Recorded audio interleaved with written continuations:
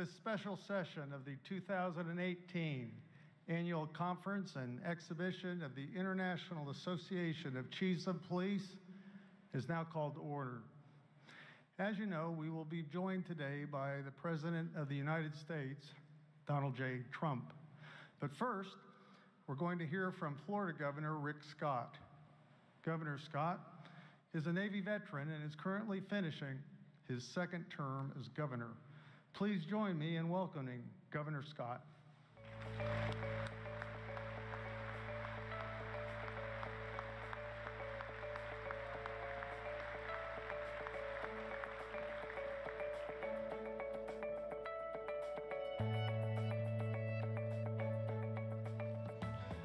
Good afternoon.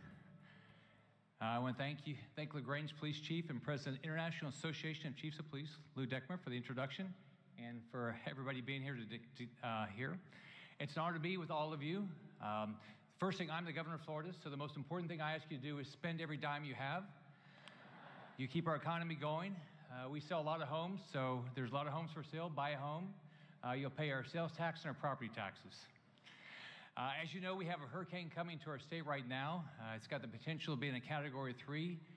It's bearing down on our state, and we're doing everything we can to get ready. This morning, I had the opportunity to be in Panama City, getting an update on the storm, and we'll be traveling the state to try to make sure everybody's safe.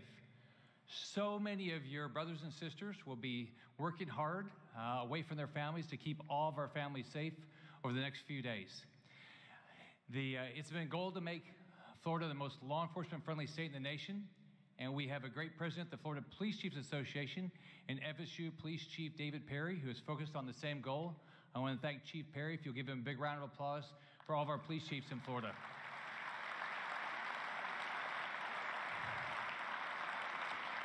I want to go back to the hurricane for a second. I just want to thank President Trump.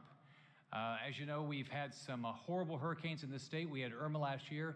President Trump couldn't have done more than what he's done. Everything I asked for, President Trump came through. FEMA worked hard, but everything I asked for, and today I spoke with him about this hurricane, and he's promised all the resources of the federal government to take care of us. Florida's at a 47-year low in our crime rate, thanks to the hard work of Florida's law enforcement. As police chiefs, you have the privilege to be in command of fine men and women who every day put their lives on the line in service to our communities and to show their heroism in the face of danger.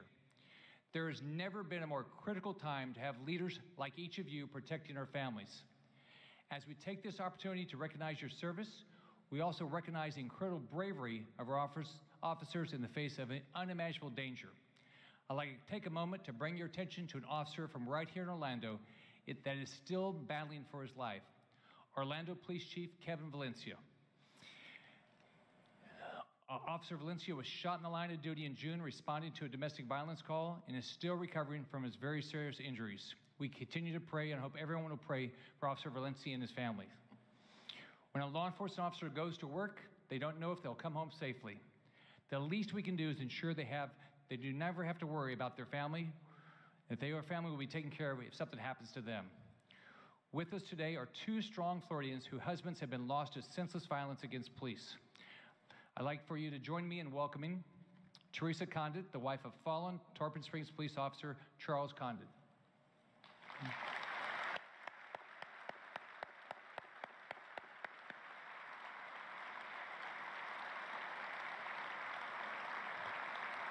Teresa is here with her daughter, Alina. Also, we have Florida Department of Law Enforcement Special Agent Sadia Baxter, wife of fallen Kissimmee police officer Matthew Baxter.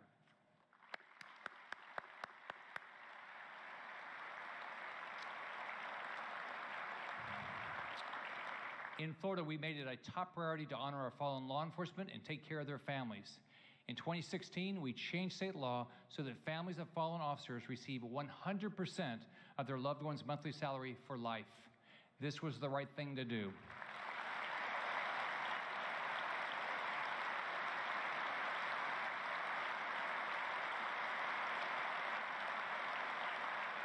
Local governments should be following our lead.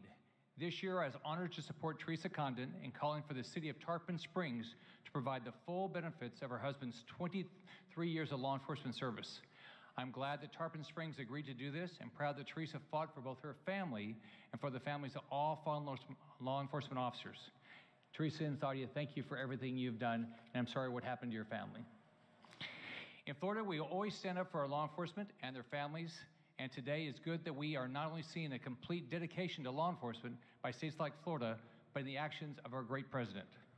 President Trump's unwavering support of law enforcement shows his commitment to making sure that all of you have the support you need to do the difficult work you do each and every day. We have a president who understands the sacrifices America's law enforcement makes each and every day to protect our communities. Thank you very much for the opportunity to be here. Please spend all your money. And now I'll turn it back over to Chief Lou Deckmer.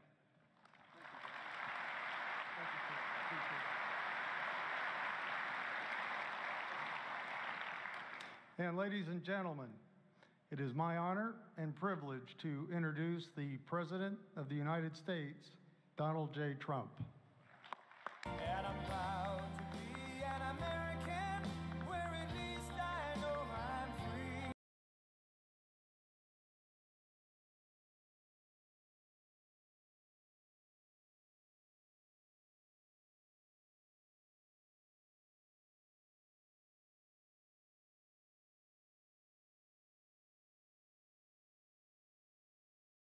God bless the U.S.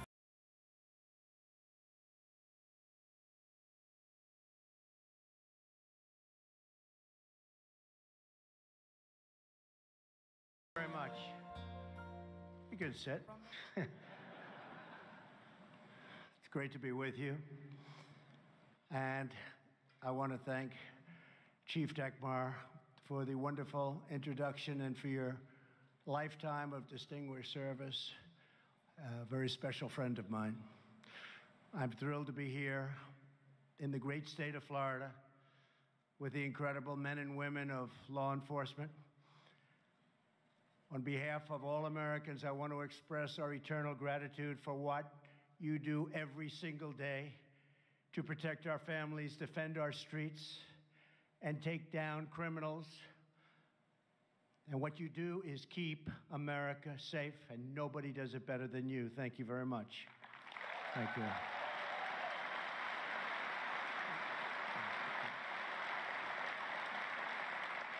And I also want to thank your amazing families, because you know that without them, you couldn't do it. And they're here, and they are indeed fantastic people. So thank you to the families. Appreciate it very much.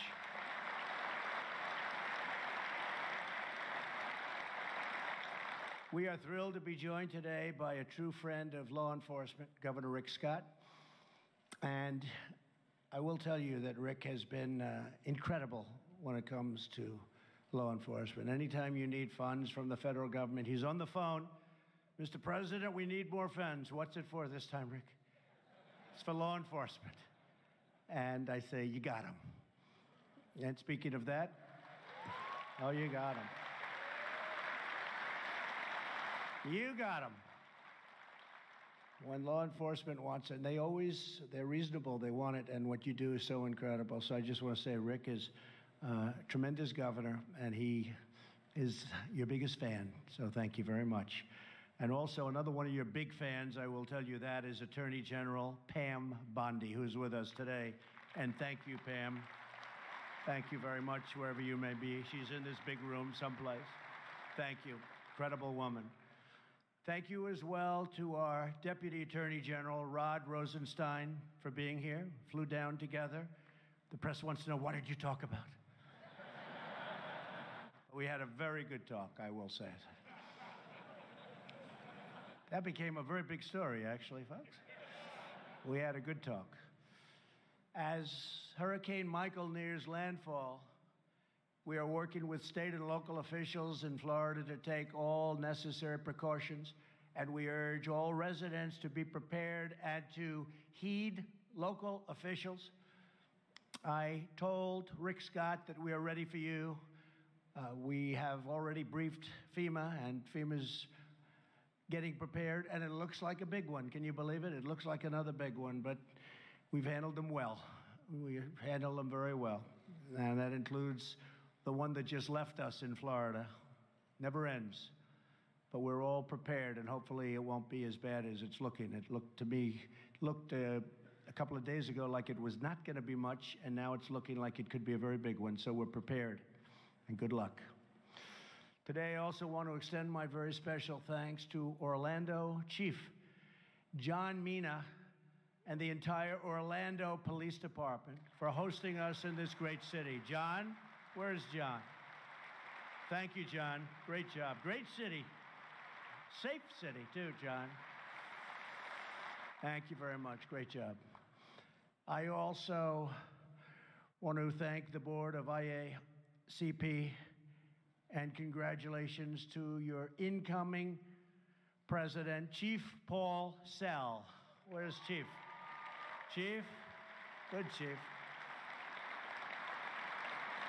I have a lot of respect for the Chief. I know the Chief. That means I guess I have to be here next year, Chief. Is that right? Looking like that, right? That's okay. For you guys, anything I can do, I'll do. Very importantly,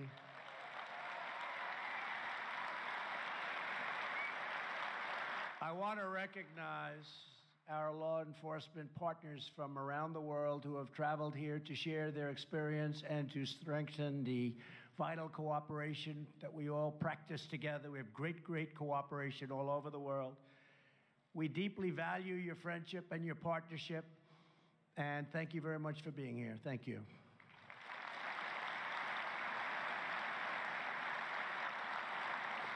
This year, we proudly celebrate the 125th anniversary of the International Association of Chiefs of Police. It's a great group.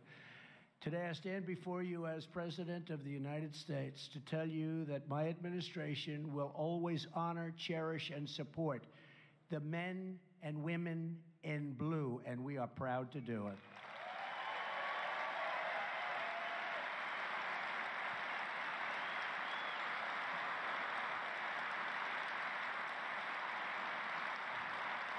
Working together, we have achieved extraordinary progress in the fight against violent crime. We understand that reducing crime begins with respecting law enforcement.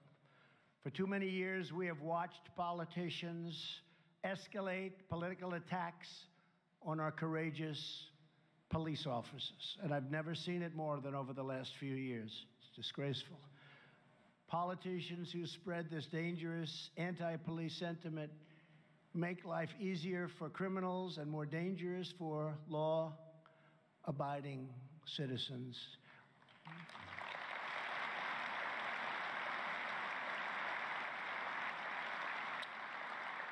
And they also make it more dangerous for police. And it must stop, and it must stop now.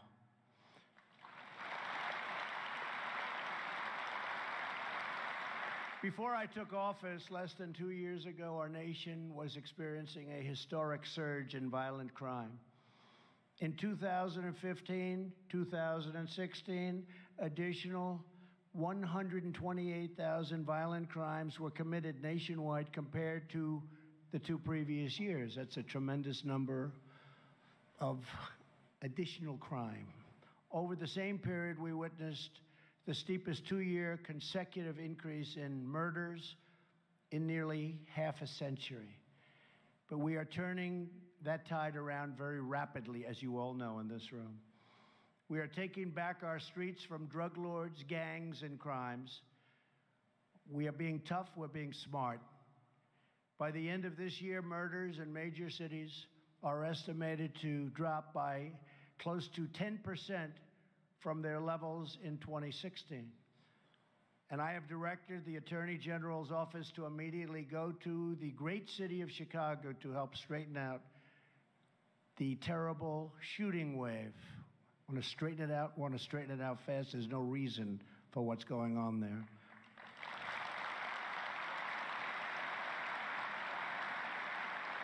I've told them to work with local authorities to try to change the terrible deal the city of Chicago entered into with ACLU, which ties law enforcement's hands, and to strongly consider stop and frisk. It works, and it was meant for problems like Chicago. It was meant for it. Stop and frisk.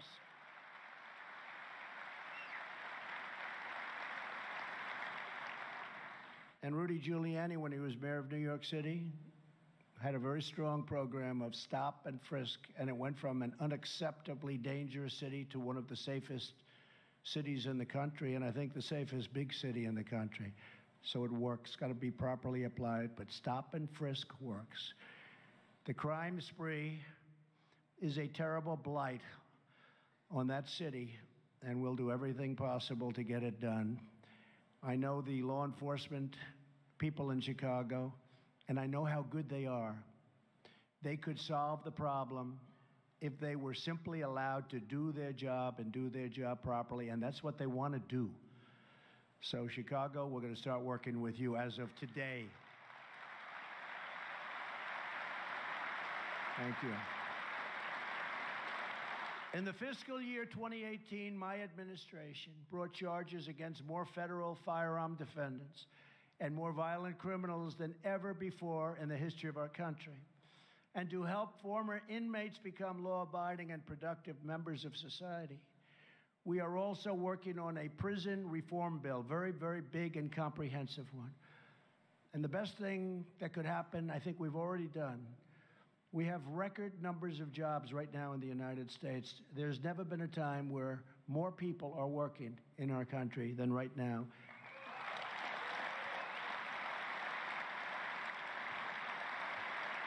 And our unemployment numbers in almost every category are at record lows. They are record lows. African American, best in history. Asian American, best in history.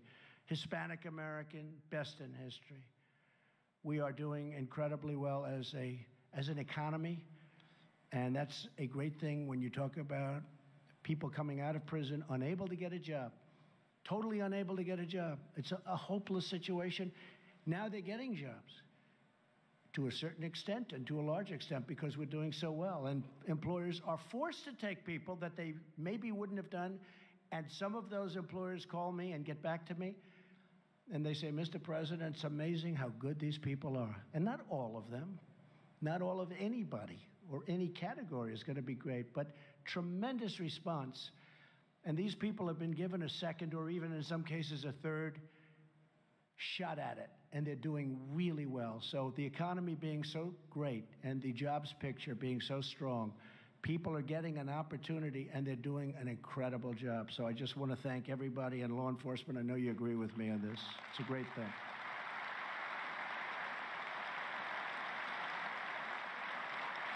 And in particular, I have to thank the IACP for working with us on this effort and for endorsing important prison reform legislation all over the country. And we're doing federal legislation, but all over the country. You folks have been fantastic. Every single day of my administration, we will stand for law, order, and justice. Just 2 days ago, the Senate confirmed a supremely qualified nominee who will be a faithful defender of the rule of law.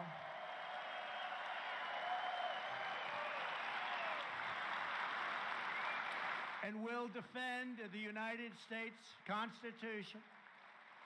The newest Supreme Court Justice, Brett Kavanaugh.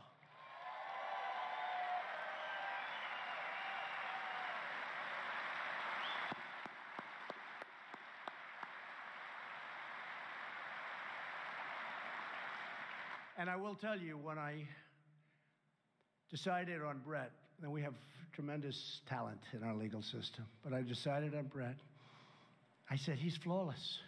This is a flawless person. The best student, the best scholar, the great intellect, incredible record over many years, and yet he's a young man. I said, Brett, congratulations. This is going to be a piece of cake getting you confirmed. This is going to be so easy. It should go quickly, nicely. Don't even worry. He was so thankful. He said, Mr. President, this is the greatest honor of my life. United States Supreme Court, the greatest of my life. So I haven't heard him say that again to me, but I think he still believes it. But he's a great person, and it was very, very unfair what happened to him. False charges, false accusations, horrible statements that were totally untrue, that he knew nothing about. Frankly, terms that he probably never heard in his life. He was this, he was that. He never even heard of these terms. It was a disgraceful situation brought about by people that are evil. And he toughed it out. We all toughed it out together. And I have to thank the Republican senators that fought so hard for this, because it wasn't easy. And it was a great honor to be involved in this situation. A lot of people would have said, oh, let's give it up, let's go a different direction. We don't give up. You don't give up. We don't give up. Just don't do it. It's going to be a great Supreme Court justice. Watch. A great one. He will be a great one. We will perform the swearing in tonight at 7 p.m. at the White House. That's very exciting. So I leave here and I go home and I swear in a man who will be a truly great United States Supreme Court justice. That's going to be my honor. Thank you.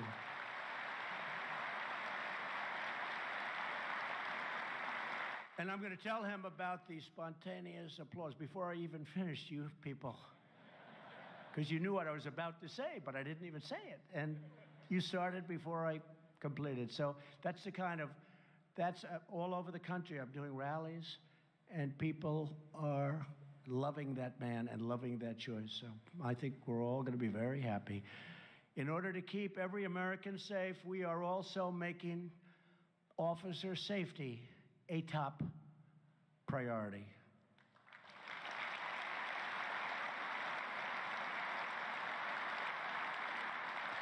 In 2016, an officer was assaulted in America on an average of every 9 minutes. Is this even believable? Last week, 7 officers were shot in Florence, South Carolina, incredible state. 1 was killed. Numerous were really badly injured. Our hearts break for the family of fallen officer Terrence Caraway. We pray for his loved ones and for the officers who are still recovering. When a police officer is assaulted or killed, it is a wound inflicted upon our entire nation. It is. And I have to say this, I don't think you understand one thing, how much our country loves you and the job you do. You don't hear it from them. You don't hear it from them. They don't tell you the real feeling. They don't tell you the true feeling, but I know the true feeling. I know the true feeling. You don't hear it from the media, but I can tell you, I know the feeling. And these people, the people of our country, love you. So I just want you to know it direct. Thank you. Thank you. Thank you. I love him too. He's just not my type. I'm sorry. He's not my type. Thank you.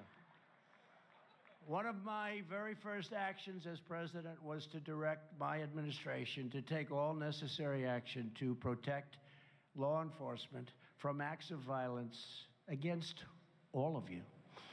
We believe that criminals who kill our police officers should immediately, with trial, but rapidly as possible, not 15 years later, 20 years later, get the death penalty.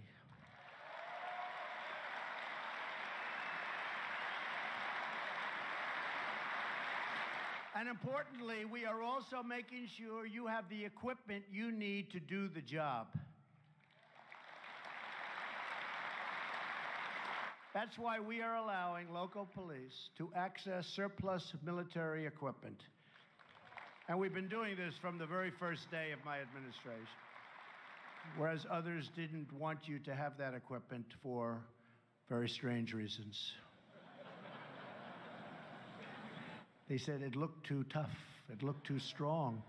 It's not a good look. You have people shooting at you and they're worried about your look. Someday you'll explain that one to me, please. I don't quite get it. Explain it. This equipment doesn't only protect your lives and safety, it protects the lives and safety of every citizen that you serve. During Hurricane Harvey, surplus military equipment helped rescue more than 9,000 people.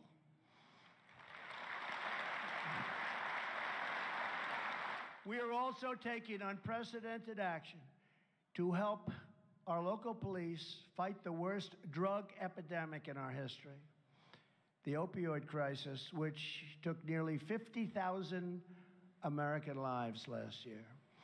We have secured the most funding in history to give you the tools and resources that you need to hunt down the traffickers, stop these poisonous drugs from coming into our country, and to save American lives. In fact, today I'm announcing another $42.4 million for the high-intensity drug trafficking areas program to attack this epidemic.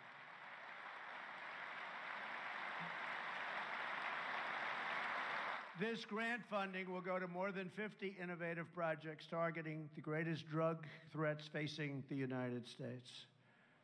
And I will tell you that last year in the budget, this year also, last year we got $6 billion to work on the opioid problem at every level, including helping people, really helping people that are in need of help. Last year, we increased the average federal sentence for drug trafficking to its highest level since 2013. For the first time in years, we are ensuring there are real tough consequences for those who flood our streets with deadly poison.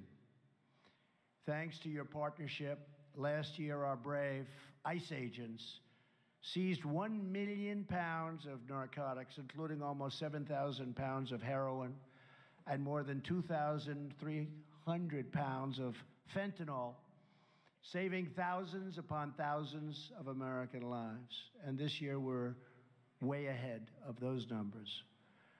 Last year alone, ICE removed nearly 130,000 criminal aliens from our country. And as you know, my competitors don't like that. They don't like that. That's the other thing you're going to have to explain to me someday. Including thousands of vicious gang members and MS-13 predators. They're gone. They're gone. Yet these brave ICE officers have been subjected to shameless attacks by leading members of the Democrat Party, including outrageous calls to abolish ICE. And also, they're not a big help to us in law enforcement. They don't want to give us the kind of funds that you people are requesting. But you're getting them anyway because we're giving them to you. But they fight us at every turn. The Democrats fight us at every single turn, whether it's law enforcement or military. They fight us at every turn, but we win. We condemn the vilification of law enforcement and law enforcement officers. And we stand proudly with the heroes of ICE and Border Patrol and law enforcement in general. We also strongly oppose efforts from politicians to shackle local police departments and prevent them from cooperating with their federal partners. So let's see whether or not Chicago, as an example, locally accepts help. They need it. And we'll straighten it out fast. We're going to straighten it out fast. I assume they want to straighten it out. Sometimes I think maybe, is it possible that they don't? But we're going to be there. We're going to try and help them. Every day, these sanctuary city policies force the release of criminal aliens and gang members right back onto our streets, putting innocent civilians at grave risk, many people being killed. I will fight every day for your right to cooperate with federal law enforcement and to protect your communities as you wish. And I know most of you in this room, I think probably everybody in this room, works brilliantly with our federal authorities. And it's our honor to do it, including funding, by the way, including funding. Thank you.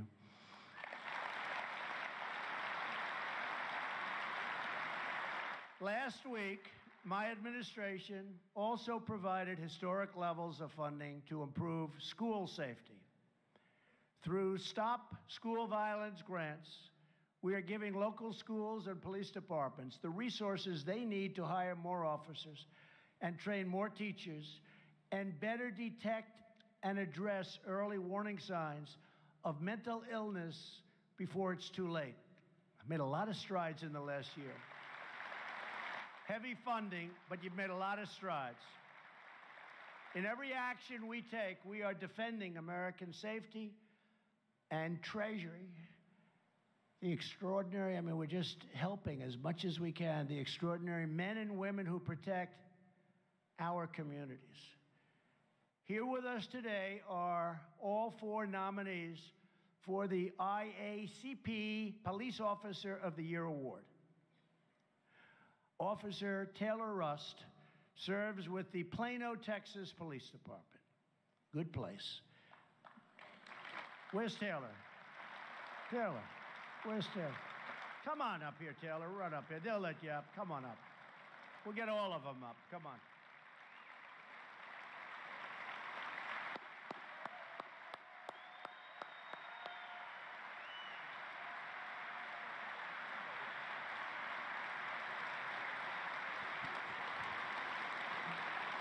A year ago, Taylor raced to the scene of an active shooter in a neighborhood, entered the house without any backup at all, and shot and killed the murderer. Turned out to be somebody with a lot of bad past, saving the lives of 4 civilians. Officer Rust, we salute you and your remarkable courage. You are a great gentleman. Stay up here with me, okay? Come on, say a couple of words.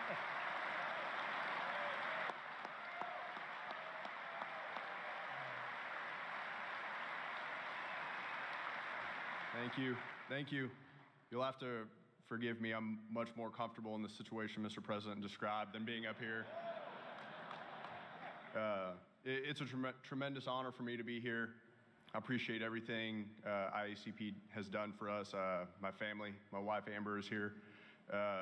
She's been a tremendous support as well through this whole thing.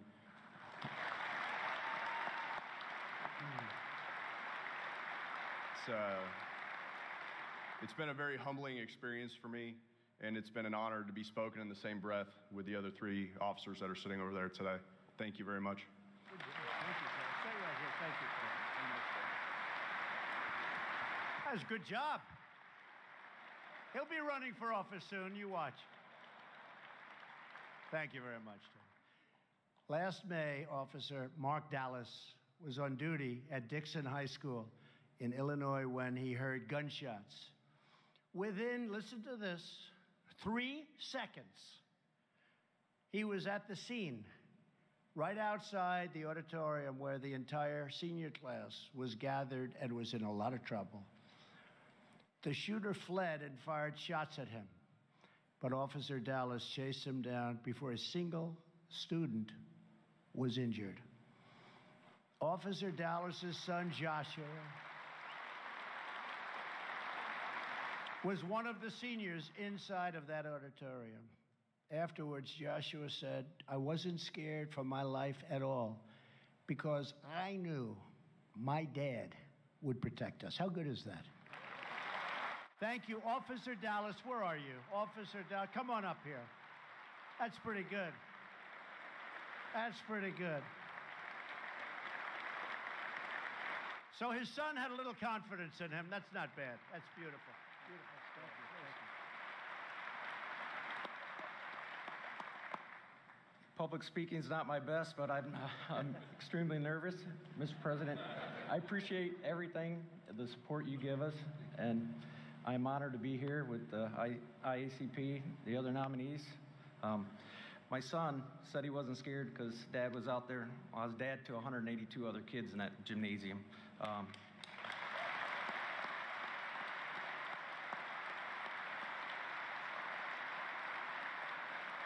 So I just want to say thank you. I'm honored and blessed to be here. Thank you. Beautiful story. Thank you very much. That's a beautiful story. And your son was right. In October of last year, Washington State Trooper Nathaniel Dawson pursued a car that violated a traffic law. When the car stopped, two gunmen began shooting at Trooper Dawson and shooting very violently. Despite heavy fire, Trooper Dawson got out of his vehicle and fired back until the shooters ran away and were later apprehended. They were very dangerous criminals. Our streets are safer, and our criminals recoil in fear because of brave officers like Trooper Dawson, and I want to thank you. Come up, please, Trooper Dawson.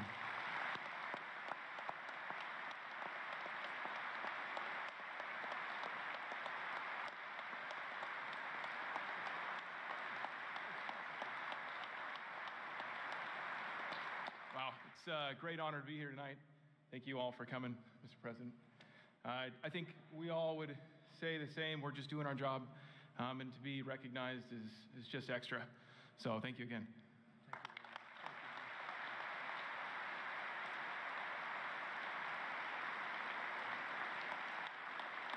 These people have a lot of respect for you. They don't sit down when you're up here, huh? They have a lot of respect, right? That's great. Beautiful.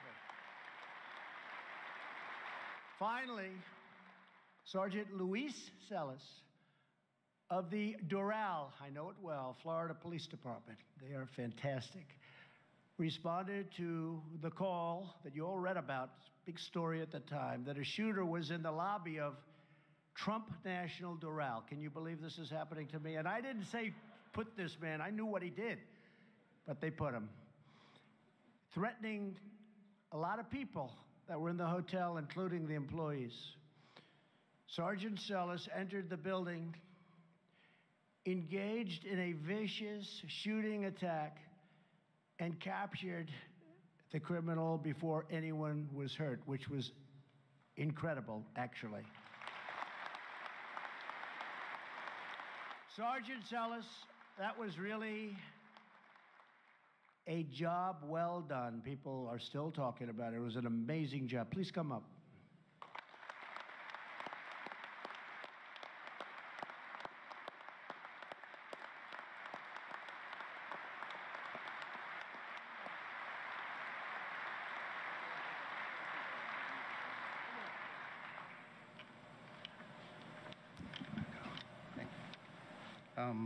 I guess it's a tough act to follow what the guy said over here.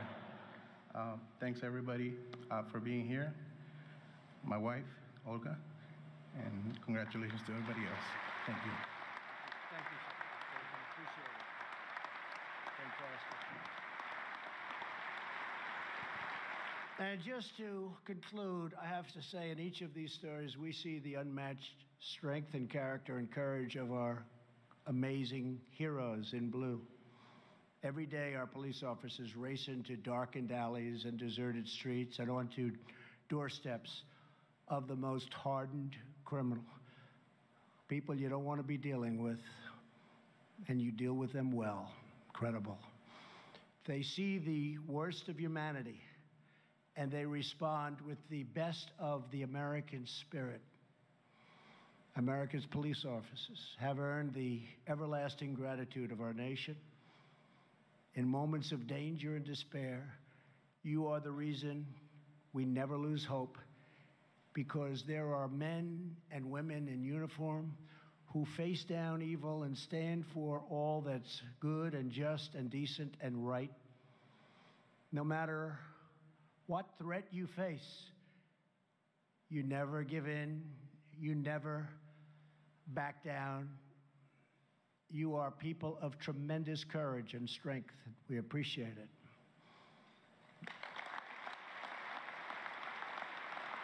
Appreciate it. Nothing can break your spirit or bend your will. I've seen it over many years. Because you are the proud men and women of law enforcement. We thank you, we salute you, we honor you, and we promise you that we will always have your back, now and forever. We will have your back.